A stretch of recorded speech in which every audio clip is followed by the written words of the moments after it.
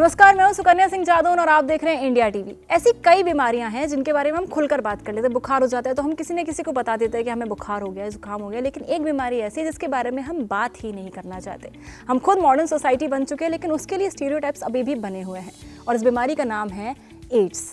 आज है world ads day 1 दिसंबर और इन्हीं बातों पर, इन्हीं चीज़ों पर, जितने भी स्टीरियोटाइप्स हैं, जितनी भी इस बीमारी को लेकर रिलेटेड चीज़ें जो आपको नहीं पता हैं, उन्हीं के बारे में बात करने के लिए आज हमारे साथ स्टूडियो में मौजूद हैं doctor Jatin Ahuja, senior consultant infectious disease in Indraprastha Apollo Delhi and founder of infections. आपका बहुत बहुत स्वागत है इंडिया टीवी पर। धन्यवाद सुकन्या जी। सबसे पहला सवाल मेरा यही होगा, लोग इसी चीज़ को लेकर कंफ्यूजन में रहते हैं कि HIV और एड्स में क्या फ़र्क है, क्या दोनों सेम है? देखिए, HIV एक वायरस है जिसका नाम हम कहते हैं ह्यूमन इम्यूनोडेफिशिएंसी वायरस, जो कि इम्यूनोडेफिशिएंसी मीन्स कि जो कि बॉडी की इम्यूनिटी को, यानी कि जो ताकत प्रोवाइडिंग सेल्स होते हैं उनको तोड़ता है। वो धीरे धीरे जब ताकत वाले सेल्स जो होते हैं टाइम के साथ साथ कम हो जाते हैं तो एक ऐसी कंडीशन आ जाती है कुछ सालों बाद जिसको हम एड्स कहते हैं। इसका हम कहते हैं acquired immunodeficiency syndrome. Syndrome means कि जब हज़ारों तरह के इन्फेक्शंस बॉडी में आ जाते हैं, क्योंकि इम्यूनिटी सेल्स हमारी बॉडी में बचते ही नहीं हैं जो कि हमारे को बचा सके। तो HIV एक वायरस है और एड्स एक फाइनल डिजीज़ है। ओके, एक सवाल जो सबके मन में रहता है, क्या HIV क्यूरेबल है? अगर आज की हम बात करें, आज की तारीख की 2025 दिसंबर की हम बात करें, तो क्या HIV क्यूरेबल है या फिर आने वाले वक्त में इसका इलाज आने वाला है बहुत जल्दी? अभी हम बात करें करंट सिनेरियो में तो HIV की जो फुल ट्रीटमेंट की बात करें या क्योर की बात करें, कुछ ट्रायल्स हो चुके हैं जिसमें कुछ केसेस में ऐसा संभव हो पाया है जो कि कैंसर से संक्रमण थे, प्लस साथ में HIV भी हो गया, साथ में बोन मैरो ट्रांसप्लांट भी कर दिया गया। तो ऐसे कुछ केसेस ऐसे हुए हैं, पर वो अभी इंडिया में ऐसे सक्षम नहीं हो पाए हैं और बाहरी के देश में भी अभी इस पर शोध चल रही है। पर अगर हम बात करें ट्रीटमेंट की, तो अभी करंट की जो ART अवेलेबल है इसमें फुल ट्रीटमेंट अवेलेबल है और ट्रीटमेंट लेने के बाद जो पेशेंट है हमारे, वो अच्छे तरीके से अपनी ज़िंदगी आगे व्यतीत कर सकते हैं। HIV को लेकर, जैसे एड्स HIV जिसको होगा वो तो होगा ही, उसके अलावा एड्स को लेकर एक और सवाल होता है, क्या इससे बचने के लिए कोई वैक्सीन आई है कि जिनको नहीं हुआ है वो लोग और ज़्यादा कॉशियस हो जाए और ये वैक्सीन लगवा ले तो ज़्यादा चांसेस हो जाएंगे कि उन्हें ना हो ये डिजीज़? वैक्सीन पे भी अभी शोध चल रही है, उस पर काफ़ी रिसर्च चलती रहती है टाइम टू टाइम। जितने भी ट्रायल हैं वो अभी फेज़ 1 फेज़ 2 ट्रायल में ही है। तो जब तक फेज़ 3 ट्रायल में नहीं आ जाती वैक्सीन और फिर मार्केट में नहीं आ जाती, ऐसा कहना अभी संभव नहीं है कि इसमें वैक्सीन जो है वो कामयाब है। बिकॉज HIV का जो वायरस है बहुत ही एक चालाक और स्मार्ट वायरस मैं कहूँगा, क्योंकि वो हमारे ही ह्यूमन बॉडी के DNA पे जाके चिपक जाता है।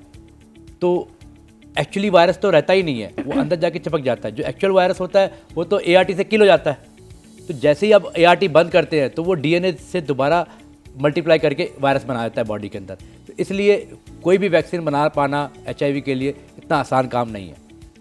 HIV को लेकर एक और कई सारे एड्स को लेकर भी सवाल उठते रहते हैं कि जैसे मैं हूँ, आज मुझे कोई भी सिम्टम नज़र नहीं आ रहा है, मुझे लग रहा है कि मेरी बॉडी बिल्कुल परफेक्ट है, मुझे कोई बुखार या फिर किसी भी तरीके के, मुझे नहीं पता एड्स के सिम्टम्स क्या होते हैं। तो अगर किसी इंसान को जानना है कि क्या उसे एड्स हो चुका है तो वो कैसे पहचाने, क्या सिम्टम्स है, कैसे उसे पता चलेगा? देखिए, HIV जो है एक, जैसे मैंने बताया कि HIV शुरुआत से लेकर एंड तक, एड्स तक एक फुल ब्लोन स्पेक्ट्रम है और ये स्पेक्ट्रम जो है वो सालों में चलता है। तो अगर आप अर्ली डिजीज़ डायग्नोस कर लेंगे जिसके अंदर पेशेंट को कोई भी लक्षण नहीं हो सकते, बिल्कुल चलता फिरता हेल्दी बंदा है, ब्लड डोनेट करने के लिए गया या रूटीन में कोई टेस्टिंग करवाई किसी भी सर्जरी के दौरान, तो उस टाइम HIV टेस्ट पॉजिटिव आ गया, तब पेशेंट को कोई भी डिजीज़ नहीं हो सकती, कुछ भी सिम्टम नहीं है। तब अगर हम HIV की दवाई शुरू करते हैं, यानी कि ART शुरू करते हैं, तो एक अलग रिस्पॉन्स देखा जाता है, पेशेंट का एक ओवरऑल आउटकम अच्छा हो जाता है। और धीरे धीरे जैसे टाइम जाता रहता है, बॉडी की इम्यूनिटी सेल्स कम होते रहते हैं, पेशेंट की जो स्टेज होती है HIV की, स्टेज 1, स्टेज 2, स्टेज 3, अलग अलग तरह के इन्फेक्शन आते रहते हैं उस स्टेजेस के अंदर। लास्ट में जब एड्स बन जाता है तब एक ट्रीटमेंट रिस्पॉन्स टोटली डिफरेंट हो जाता है और जो एक सर्वाइवल रेट होता है वो भी टोटली डिफरेंट हो जाता है। काफ़ी सारे लोगों के डाउट्स होते हैं कि क्या HIV हक करने से, किस करने से, साथ में खाना खाने से, इन सब से फैलता है या फिर इसके कोई और रीजंस होते हैं? देखिए, हक करना, किस करना, साथ बैठ के खाना खाना, बर्तन शेयर करना, अपना एक कमरे में रहना या बाथरूम शेयर करना, ये सब मिथ है, इससे कभी HIV नहीं फैलता। HIV के फैलने के सिर्फ 4 मुख्य कारण हैं। चाहे वो मदर अगर HIV पॉजिटिव हो तो बच्चे में चला जाए ड्यूरिंग गर्भ अवस्था में, या फिर कहता है अनप्रोटेक्टेड यौन संबंध बनाने से, या फिर आपका निडल शेयर करने से, या फिर कहता है आपका टैटू वगैरह, इन चीज़ों से ही HIV का फैलना संभव हो पाया है। अदरवाइज़ कहता है साथ खाना खाना या बर्तन शेयर करना, इनसे कभी एचआईवी नहीं देखा गया है। आपने अभी अभी अनप्रोटेक्टेड सेक्स की बात करी, क्या मल्टीपल पार्टनर्स रखने से भी एचआईवी हो सकता है? जी बिल्कुल, अगर आपके मल्टीपल पार्टनर हैं तो एक रिस्क फैक्टर हमेशा रहता है। तो ऐसे केस के अंदर खासकर जब आप पार्टनर का स्टेटस भी नहीं जानते और साथ में क्या कहते हैं आप प्रोटेक्शन भी यूज़ नहीं कर रहे हैं, कॉन्डम का यूज़ नहीं कर रहे हैं, तो डेफिनेटली एक रिस्क रहता है कि एचआईवी आ जाए और साथ साथ कोई और एसटीडी भी लेकर आए। तो ये एक हमेशा रिस्क रहता है। तो अगर या तो कोशिश करें सिंगल पार्टनर के साथ संबंध बनाएं या फिर कहता है अपना प्रोटेक्शन लेके चलें, अदरवाइज एसटीडी भी आएगा, मतलब भिन्न प्रकार के गोनोरिया, क्लमाइडिया, सिफिलिस, हर्पीस और एचआईवी भी आ सकता है। काफ़ी सारे टेस्ट हम रेगुलर बेसिस पे कराते रहते हैं कि ठीक है आज हमको कोल्ड है, कफ है या फिर हमारा हीमोग्लोबिन कम है, इस तरीके के टेस्ट हम लोग रेगुलर बेसिस पे कराते हैं। क्या एचआईवी के टेस्ट भी हमें रेगुलर बेसिस पे कराने चाहिए, और अगर कराने चाहिए तो उन टेस्ट के नाम क्या हैं जो हमें किफ़ायती भी रहें, ज़्यादा खर्चा भी ना हो, क्योंकि मिडिल क्लास फैमिली से आते हैं काफ़ी सारे लोग, तो उनका ध्यान रखते हो कुछ ऐसे टेस्ट के नाम जो उन्हें रेगुलर बेसिस पे कराने चाहिए, कितने ड्यूरेशन में कराने चाहिए? ठीक है, तो मैं सबसे पहले बताना चाहूँगा, जैसे आप कंसर्न रहते हैं आजकल सब कैंसर के लिए टेस्ट कराते हैं कि भाई मेरे घर में किसी को कैंसर था तो क्या मुझे कैंसर के लिए मैं रिस्क फैक्टर तो नहीं हूँ। सिमिलरली हार्ट के लिए टेस्ट करवाते रहते हैं। तो एचआईवी का जो टेस्ट होता है सबसे सिंपल और सबसे किफ़ायती होता है। अगर आप 100 रुपये में करवाना चाहेंगे एचआईवी रैपिड टेस्ट, वो भी हो जाता है। नहीं तो आप किसी भी गवर्नमेंट सेंटर में जा सकते हैं एचआईवी का टेस्ट करवाने के लिए, वो फ्री ऑफ कॉस्ट होता है। आप एचआईवी का टेस्ट करवाइए। अगर खासकर उन पेशेंट्स के अंदर या उन बंदों के अंदर जो कि जिनके मल्टीपल पार्टनर रह चुके हैं पास्ट में, या अभी करंट में भी अगर मल्टीपल पार्टनर्स चल रहे हैं, ऐसे केस में आपको ज़रूर करवाना चाहिए। या आपका ऐसा कोई हाल ही में ऐसा पार्टनर रहा है जिसका आपको स्टेटस ही नहीं मालूम, ठीक है, इस केस में आपको एचआईवी का टेस्ट करवाना चाहिए। और साथ में अगर आपको कोई जेनिटल ऑर्गन्स में आपको लगता है कि कोई बर्निंग यूरिन हो रहा है या कोई छाला पड़ गया है या कोई डिस्चार्ज हो रहा है, तो ऐसे केस के अंदर भी एचआईवी का टेस्ट भी करवाएं। साथ ही में जो आपने जैसे बताया कि कुछ टेस्ट एसटीडी के करवाने चाहिए, यानी कि सेक्सुअल ट्रांसमिट डिजीज़ के, उसके अंदर हमारा गोनोरिया का टेस्ट होता है, आपका सिफिलिस के टेस्ट होते हैं, क्लमाइडिया के टेस्ट होते हैं। ये बेसिक टेस्ट जो आइडेंटिफिकेशन वाले टेस्ट हैं ये बहुत ही सिंपल होते हैं, किसी भी सरकारी संस्था में ये फ्री ऑफ कॉस्ट होते हैं। नहीं तो अगर आप प्राइवेट अपने जेब से भी करवाएंगे तो मेरे ख्याल से 2000 रुपये से ऊपर नहीं होना चाहिए। बिल्कुल 2000 के अंदर आप सारे टेस्ट करवा सकते हैं, एंड वो भी जो कि आपको एक प्रमाण दे सकते हैं कि आप इस कैटेगरी में बिलोंग करते हैं, नेगेटिव में या फिर पॉजिटिव कैटेगरी में। कई बार ऐसा होता है कि लोगों को मालूम ही नहीं होता कि उन्हें एचआईवी है, बहुत से टाइम, बहुत लंबे वक्त तक उन्हें पता ही नहीं होता, 1 साल 2 साल पता ही नहीं चल रहा है। तो उस कंडीशन में क्या होगा? अगर मान लीजिए वो टेस्ट नहीं करा रहे हैं, उन्हें मालूम भी नहीं पड़ रहा है कि मुझे टेस्ट है, मतलब मुझे एचआईवी है, मुझे एड्स है, उस सिचुएशन में क्या उसकी जान को खतरा होता है या फिर उसका इम्यून सिस्टम वीक होने लगता है? कितना इफेक्ट डालेगा वो उसकी बॉडी पर? जब एचआईवी का वायरस शरीर में एंटर करता है तो शुरुआत में शायद कभी कभी कई पेशेंट्स एक्सपीरियंस करते हैं कि बुखार आना, वो बुखार जो होता है बहुत ही मामूली बुखार होता है, उसको आप जुकाम, खांसी, गला खराब वाले बुखार से आप कंफ्यूज करके छोड़ सकते हैं। उसके बाद एक इतना लंबा एक फेस आता है सालों साल का, ठीक है, 5 से 10 साल का मैं कहूँगा, हर बॉडी पे डिपेंड करता है कि किस बॉडी पे किस फास्ट तरीके से आपके CD4 सेल टूट रहे हैं। जब CD4 सेल्स धीरे धीरे कम होने लगते हैं, 250, 200 या 200 से नीचे आते हैं, शरीर में भिन्न प्रकार के इन्फेक्शन आने लग जाते हैं। जो कॉमन इन्फेक्शन हम जो देखते हैं वो देखते हैं ट्यूबरकुलोसिस का, यानी कि टीबी का, साथ में क्या कहते हैं फंगल इन्फेक्शन आना, साथ में आपका लंबे लंबे दस्त लगना, आपका बुखार रहना, वजन कम होना, ये सारे सिम्टम आते आते 5 से 10 साल हो जाते हैं। और इसलिए पेशेंट जब तक सिम्टम के ऊपर रिलाई करता है तब तक ऑलरेडी हम कंडीशन को बहुत एडवांस स्टेज में पाते हैं। तो इसलिए रूटीन टेस्ट करवाएं। आपको लगता है कि कहता है मेरा एक्सपोजर हुआ है पास्ट में किसी अननोन पार्टनर के साथ, या मुझे बुखार बार बार आ रहा है, वेट ना करें, तुरंत जाएं और अपनी जांच करवाएं। आपने अभी भी कुछ मिथ्स की बात करी, उन मिथ में आपने कहा कि जैसे कि हग करने से, किस करने से, इन सब चीज़ों से ये डिजीज़ आपको ट्रांसमिट नहीं होगी। पर कई बार ऐसा होता है, मान लीजिए मैं ब्रश कर रही हूँ और मुझे गम ब्लीडिंग है, उस सिचुएशन में अगर वही इंसान दूसरा ब्रश यूज़ कर लेता है, इन दैट कंडीशन, क्योंकि वो तो एक कंडीशन, ये तो बिल्कुल आउट ऑफ कॉन्टेक्स्ट हो गया ना। ब्रश में ऐसा कहूँगा कि ब्रश एक पर्सनल शेयरिंग चीज़ है, किसी के साथ शेयर नहीं करनी चाहिए। हाँ, अगर आपको ब्लीडिंग हो रही है, गम ब्लीडिंग है, तो ब्रश के ऊपर कहते हैं डेफिनेटली कहते हैं आपके जो कीटाणु हैं या बग हैं वो कैरी होंगे, चाहे वो हेपेटाइटिस बी के हों, सी के हों या HIV के हों, वो एक थ्योरेटिकल डेफिनेटली रिस्क कैरी करते हैं किसी दूसरे पर्सन पे जाने का। और ऐसा कई केसेस में भी देखा गया है कि ब्रश से भी काला पीलिया यानी कि हेपेटाइटिस बी और सी ट्रांसमिशन हुए हैं घर के अंदर। कई लोग होते हैं, जैसे कुछ लोग तो जो टैटू स्टूडियो में जाके टैटूज करवाते हैं, कुछ लोग ऐसे होते हैं जैसे कि मेले में 100 रुपये में, 50 रुपये में आपको टैटू बना दिया छोटा मोटा, तो क्या वो जो निडल यूज़ करते हैं वो, क्योंकि सेम निडल यूज़ करते हैं, आई डोंट थिंक सो कि वो चेंज करते हैं, उससे भी देखिए मेले में आप मुझे लगता नहीं कि हर बार नई निडल यूज़ होती होगी। हाँ। क्योंकि वहाँ पे आप एक पैसे बचाने की कोशिश कर रहे हैं, ठीक है, वो जो करने वाला है वही पैसे बचाने की कोशिश कर रहा है, नंबर 1। नंबर 2 क्या कहते हैं, आपका जो निडल है, ठीक है, HIV के साथ साथ रिस्क फैक्टर के आपको और तरह के इन्फेक्शन भी दे सकता है। तो जब भी जाए कोशिश करें, टैटू अगर बनवाना है तो एक स्टैंडर्ड दुकान से बनवाएं, निडल को न्यू यूज़ करें, इंश्योर करें, एक स्टेराइल कंडीशन में बनवाएं, और ये पहले मेक श्योर कर लें कि जो आपका पहले प्रायर स्टेटस है, यानी कि पहले प्रायर कोई डिजीज़ तो नहीं है बॉडी में। क्योंकि अगर मान लो बाद में आप डिजीज़ निकल आती है तो आप एक टैटू को कहता है वो कहेंगे, कई पेशेंट आते हैं वो कहते हैं कि ये टैटू बनवाया था इसके बाद मेरे को हो गया। डेफिनेटली टैटू एक रिस्क फैक्टर है, पर उसके साथ साथ और भी रिस्क फैक्टर होते हैं, तो अपने आप को पहले भी टेस्ट करवा के चलें। HIV के क्योर की अभी हम बात कर रहे थे, तो HIV के क्योर करने में सबसे बड़ा साइंटिफिक चैलेंज क्या आ रहा है? HIV क्योर के अंदर सबसे बड़ा चैलेंज ये आता है कि जो वायरस होता है जो हमारे ब्लड में या सीरम में पाया जाता है वो तो ART से पूरा किल हो जाता है, दब जाता है। पर जो वायरस का DNA होता है वो हमारे बॉडी के सेल्स में जाके इंटीग्रेट कर जाता है। जब वो इंटीग्रेट कर जाता है तो ब्लड में तो वायरस है ही नहीं, वो तो ऑलरेडी किल हो चुका है, और तब तक किल रहेगा जब तक हमारी ART चलती रहेगी, वो तब तक वो बॉडी को कोई नुकसान नहीं होगा। पर वो वायरस छुपा हुआ है अंदर सेल्स में जाके, क्योंकि हमारे DNA के साथ इंटीग्रेट हो गया है। जैसे ही हम ऑफ ART जाएंगे, यानी कि हमारी ART बंद करेंगे या हम ART लेना छोड़ देंगे, हमें लगेगा कि भाई अब तो मैं स्वस्थ हो गया हूँ, मेरा वजन दोबारा 70-80 किलो हो चुका है, मेरे को भूख ठीक लग रही है, मेरे को कोई इन्फेक्शन नहीं है, उस टाइम जब दवाई बंद करेंगे वायरस फिर दोबारा मल्टीप्लाई करेगा, बिकॉज नाउ वो ऑफ एनवायरनमेंट में है। वहीं से DNA से डिसइंटीग्रेट होगा, मल्टीप्लाई करेगा, और विरियॉन पार्टिकल्स होते हैं या वायरस पार्टिकल्स होते हैं वो दोबारा ब्लड में आ जाएंगे। तो इसलिए चैलेंज इतना टफ है वैक्सीन के लिए भी और परमानेंट क्योर के लिए भी, क्योंकि वायरस हमारे ही ह्यूमन जीनोम के साथ DNA के साथ छुप जाता है। PREP को लेकर के काफ़ी सारे सवाल लोग अक्सर डॉक्टर से पूछते रहते हैं, क्या है PREP?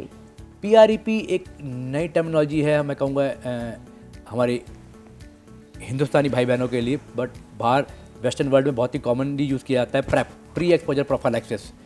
इसके अंदर जो HIV नेगेटिव पर्सन होते हैं वो ये रेगुलर लेते हैं, ताकि अगर उनका एक्सपोजर किसी HIV पॉजिटिव पर्सन से हो तो उनको HIV ना हो। एक तरीके की कीमो प्रोफाइलैक्सिस है, वो मेडिसिन है जो आपको बचाती है HIV होने से। तो अगर आप इसको रेगुलर ले रहे हैं और आपके पार्टनर HIV पॉजिटिव भी है तो भी 95% यानी 95% ये आपको बचा सकती है HIV ना होने।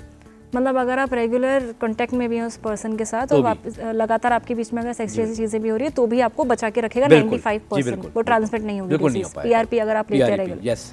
ओके, एक और सवाल, काफ़ी सारे लोग होते हैं जो जैसे ही उन्हें HIV होता है तो वो लोग घबरा जाते हैं, उन्हें पता ही नहीं होता अब क्या करना है।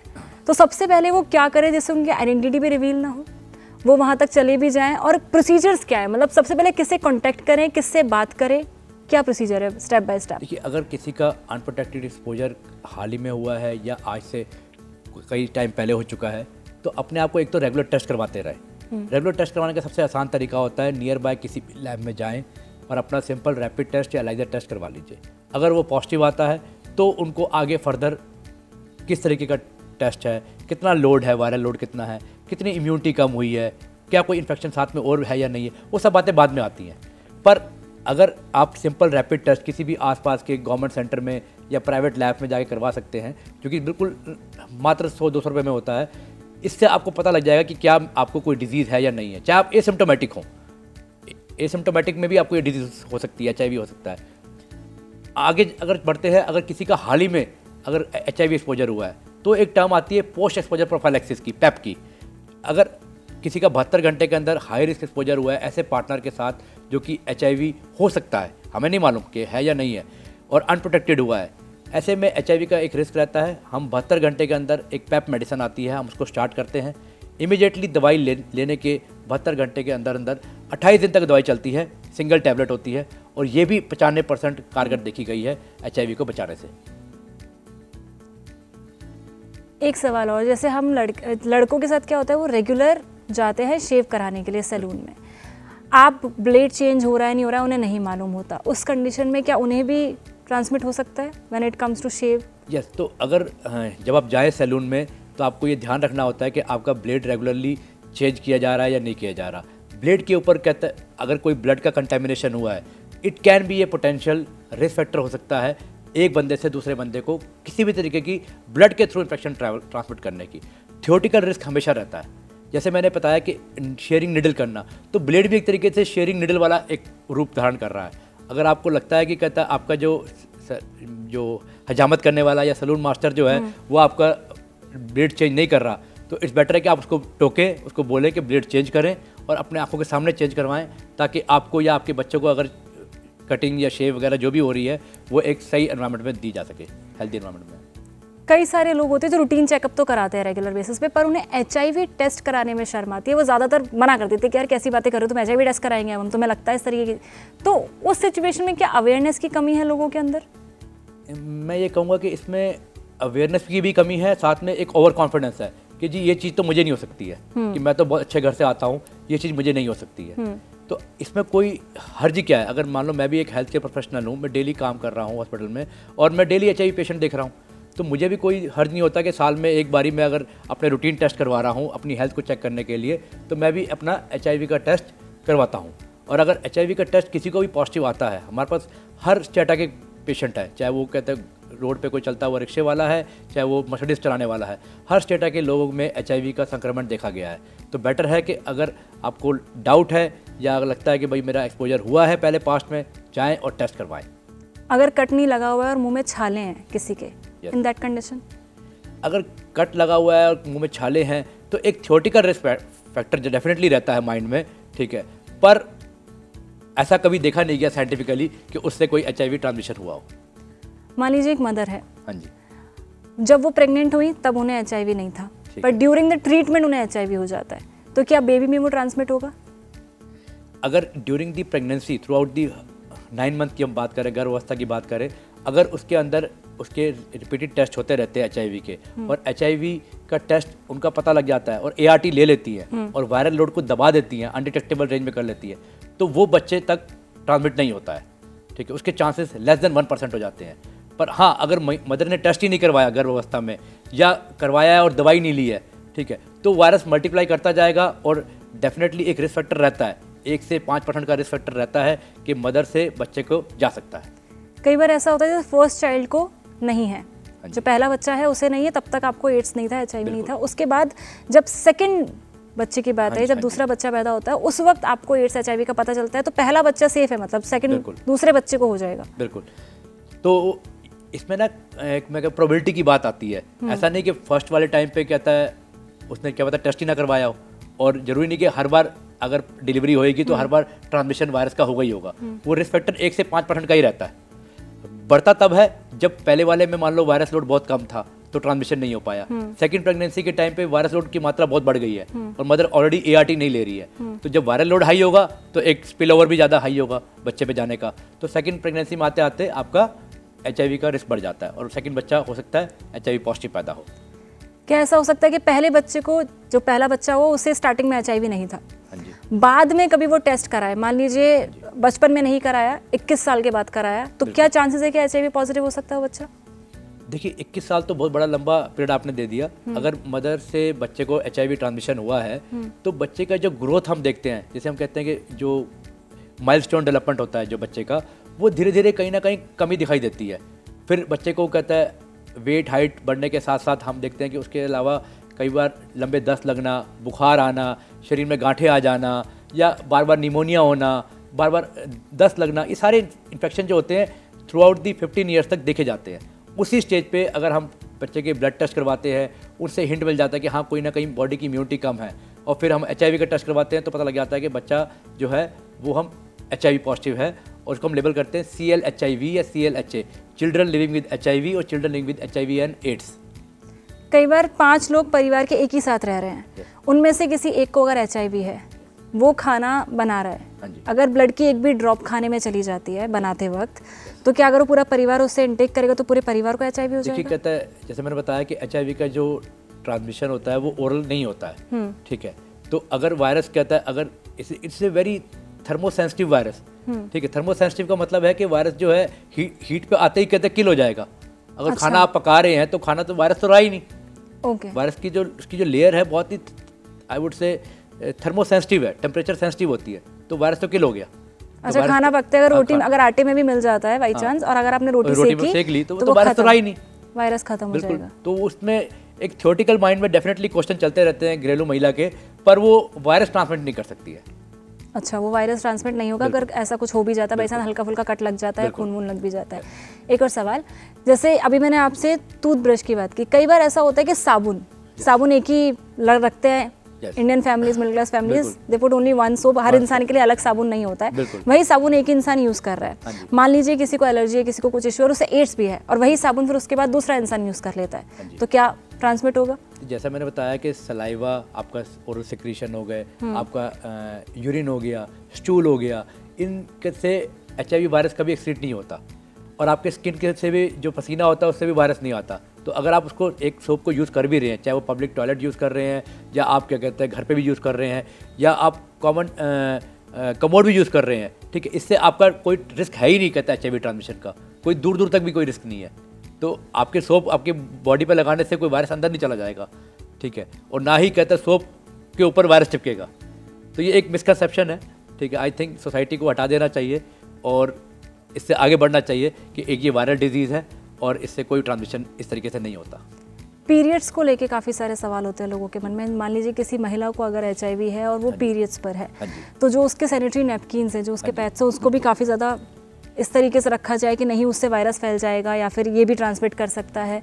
देखिए, सैनिटरी पैड्स जो होते हैं वो एक तरीके से डिस्कार्ड करने के लिए होते हैं, ठीक है। वंस के अगर महिला ने अगर यूज़ किए भी हैं ड्यूरिंग हर मेंस्ट्रुअल साइकिल, तो वो उसको डिस्कार्ड कर देगी प्रॉपर्ली डस्टबिन के अंदर, उसका कोई रिस्क फैक्टर है नहीं, ठीक है। पर हाँ, अगर महिला ART नहीं ले रही है और HIV पॉजिटिव है, तो जो ब्लड आ रहा है, ठीक है, इट विल कंटेन वायरस, वो वायरस में डेफिनेटली होगा, पर उसका कोई ट्रांसमिशन नहीं हो सकता ना, वो तो ऑलरेडी कहते हैं सैनिटरी पैड आप डिस्कार्ड कर रहे हैं, ठीक है। अगर कोई दूसरा इंसान भी अगर उसे उठा के फेंक रहा है या फिर तो क्यों होगा, उससे कोई फर्क नहीं पड़ता। आपकी स्किन इंटैक्ट है, ठीक है, आप उस ब्लड को टच नहीं कर रहे, आपको ऊपर से पकड़ के अगर आप फेंक रहे हैं, ठीक है, तो वो क्यों ट्रांसमिशन करेगा? Doesn't make any sense at all. बिल्कुल। एक और सवाल, आपने बोला कि सलाइवा से कभी भी ट्रांसफर नहीं होता है, बट इफ इन केस किसी एक इंसान को गम ब्लीडिंग है और दूसरे इंसान को नहीं है, इस जिसको गम ब्लीडिंग है उससे एड्स है, तो अगर वो दोनों किस करेंगे तो उस सिचुएशन में क्या दूसरी तरफ HIV ट्रांसमिट होने का? मैंने बताया सर मैम, एक थ्योरेटिकल रिस्क तो डेफिनेटली रहता है, ठीक है। कितना % रहता है फिर भी?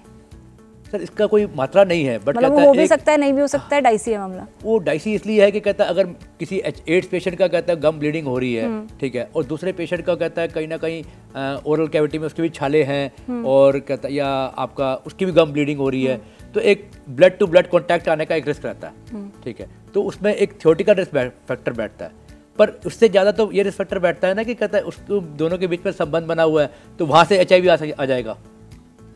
तो ये कोई साइंस कोई प्रूव नहीं कर सकती है कि भाई अगर किसिंग हुई है खाली और कहता है वो भी गम टू गम ब्लीडिंग में, तो आपको कहता है HIV आ जाएगा।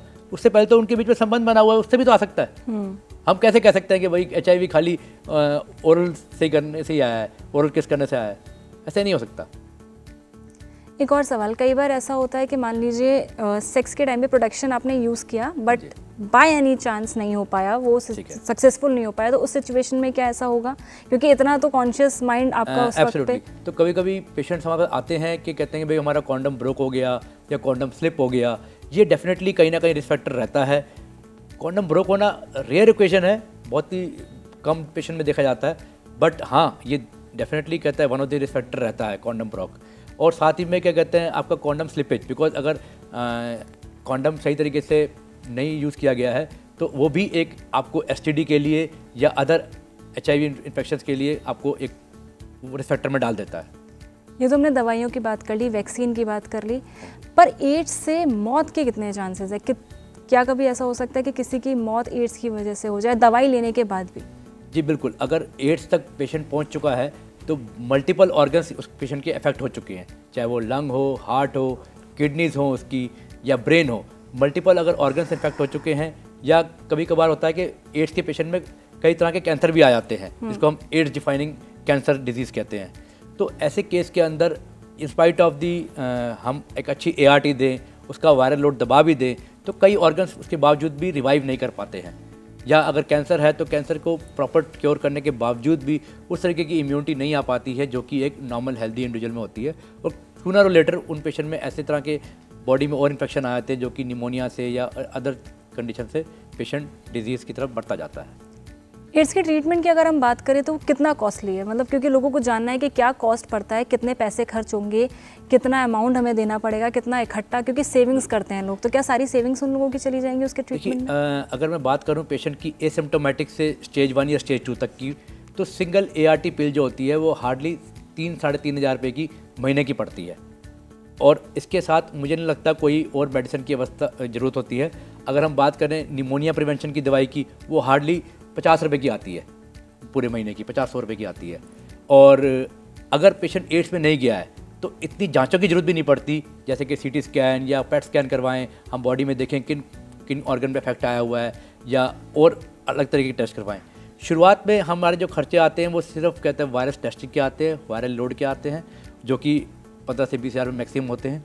एंड उसके अलावा जो पिल होती है वो पर डे के हिसाब से हार्डली 50-100 रुपये की पड़ती है, ठीक है। और वो शरीर को बिल्कुल एज फिट रखती है जैसे कि आपका कोई BP की दवाई लेके पेशेंट वाला BP वाला पेशेंट चलता रहता है। मान लीजिए किसी को हार्ट डिजीज़ है, हाँ जी, उसी को एड्स भी है, तो उस सिचुएशन में दोनों ट्रीटमेंट साथ चल सकते हैं? उससे कोई तीसरी बीमारी तो नहीं पनपेगी, या किसी तीसरी बीमारी का खतरा तो नहीं है? देखिए, अगर हार्ट डिजीज़ साथ में है तो कुछ ऐसी मेडिसिन होती है हमारी HIV के अंदर या ART के अंदर जो हमें अवॉइड करनी पड़ती है, नंबर 1। नंबर 2, अगर हार्ट डिजीज़ है तो हार्ट डिजीज़ का ये देखना पड़ता है कि क्या ये हार्ट डिजीज़ HIV की वजह से हुई है या एज रिलेटेड हुई है। अगर एज रिलेटेड हुई है, यानी कि हार्ट की वेसल्स ब्लॉक हो गई हैं टाइम के साथ साथ और एक्सीडेंटली HIV डिटेक्ट हो गया है, तो हम HIV की दवाई के साथ साथ हार्ट का इलाज भी करवाते हैं, या चाहे वो एंजियोप्लास्टी हो, चाहे बाईपास सर्जरी हो। पेशेंट वैसे ही रूटीनली लाइफ जीता है जैसे कि आपका कोई और नॉर्मल पेशेंट जीता है। एक सवाल है जो सबके मन में होता है कि बिना अपनी आइडेंटिटी रिवील किए, बिना किसी को बताए, कैसे वो जाने और किसकी मदद लें, किस तरीके से वो टेस्ट करवाएं या दवाइयों तक जाएं? देखिए, अगर किसी पे घर के मेंबर पे विश्वास करते हैं तो उनसे डिस्क्लोज करें और उनके साथ अपने डॉक्टर से परामर्श करें। अगर वो भी नहीं कर सकते तो आजकल इतने सारे टेलीमेडिसिन प्लेटफॉर्म अवेलेबल हैं, वहाँ पे जाके अपने डॉक्टर को चूज़ करें, उस पर उनसे बात करें, टेस्ट अपलोड करें और उनको सलाह से आगे ट्रीटमेंट का प्लान डिसाइड करें। अगर वो डॉक्टर साहब कहते हैं कि नहीं, आपका डिजीज़ एडवांस्ड है, आपको एग्जामिनेशन की ज़रूरत पड़ेगी, तो उनसे टाइम लेकर आप उनसे मिलें, एग्जामिनेशन करवाएं और टेस्ट के बाद अपना इलाज शुरू करवाएं। दर्शकों को क्या सलाह देने चाहेंगे, जो बहुत सारे दर्शक आपको इस वक्त देख रहे हैं? देखिए, HIV एक टैबू है हमारे सिस्टम के लिए, जिसको हमें ज़रूर मिटाना चाहिए, number 1। Number 2, privacy is Paramount. Patient की जो प्राइवेसी होती है वो बहुत इंपॉर्टेंट होती है। जब भी आपको लगे कि मेरे को ये डाउट लग रहा है कि HIV हो सकता है, तुरंत टेस्ट करवाएं। Take it as a regular health checkup. Test करवाने के बाद अपने डॉक्टर से सलाह करें, अपने फर्दर STDs रूल आउट करवाएं और जाके अपने फैमिली मेम्बर से, जो भी आपको लगता है कि कोई क्लोज फैमिली मेम्बर है, उसको डिस्क्लोज करें ताकि उनको बताएं कि मैं इस चीज़ से ग्रसित हूँ और मुझे इसकी सलाह की और इसको ट्रीटमेंट की ज़रूरत है। तो काफ़ी सारे मिथ्स थे, काफ़ी सारे सवाल थे, काफ़ी सारे क्वेश्चंस इस तरीके थे जो लोगों को नॉर्मली नहीं पता होते हैं, और उनको लेकर लगातार इस तरीके का माहौल बना दिया जाता है कि एड्स और HIV बहुत ही गंभीर, बहुत ही बड़ी और बहुत ही शर्मनाक बीमारी है। नहीं, ये शर्मनाक नहीं है, महज एक बीमारी है जिसका इलाज किया जा सकता है अगर वक्त पे पता चल जाए तो। अगर आपको है, किसी को भी है, तो अपने परिवार में किसी से बात कीजिए, और ज़रूरी है बताना। जब तक आप बताएंगे नहीं, कोई आपकी मदद नहीं कर सकेगा। थैंक यू सो मच, आपने इतनी सारी इन्फॉर्मेशन हमारे दर्शकों को दी। ऐसी तमाम इंटरव्यूज, सवाल आपके लिए लाते रहेंगे, जवाब भी लाते रहेंगे। जुड़े रहिए इंडिया TV के साथ।